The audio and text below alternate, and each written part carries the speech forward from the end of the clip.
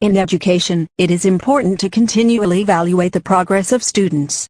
In special education, this is especially important because the progress of a student may result in a change of least restrictive environment. In education, there is a broad range of opinions to where students should be taught.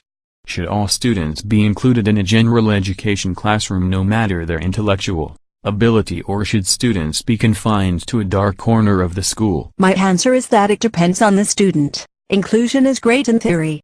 Everybody needs to be accepted, involved, active, and productive in a community. Should we force students to be part of a general education classroom? A student can become all of these things without total inclusion. What total inclusion does not account for is the individual makeup and preference of a student. Maybe a student learns better with direct instruction small groups, or maybe the student feels more comfortable taking risk without the prying and judgmental eyes of his or her peers. Total inclusion implemented wrong could have detrimental effects on a student.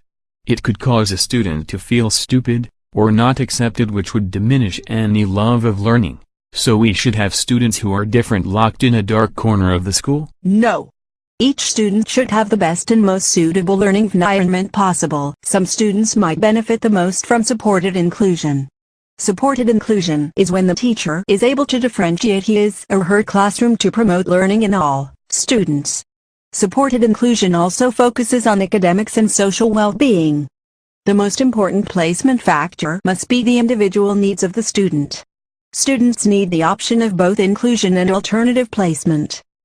Hopefully intuitive teachers will recognize the students who need extra guidance and will seek out help, or research best practices to help those students. The best teachers will look for ways to increase learning in all students and focus on the child as a whole. The politics of inclusion versus alternative placements needs to be put aside. Meeting the student's needs should be the focus of the conversation. If a student feels more comfortable learning in a secluded environment, such as a resource room, it should be noted and taken into account. As educators, we know that no student will respond the same as another. When trying to determine the LRE, the team needs to consider the student's ability to learn, social ability, and the desire of that student.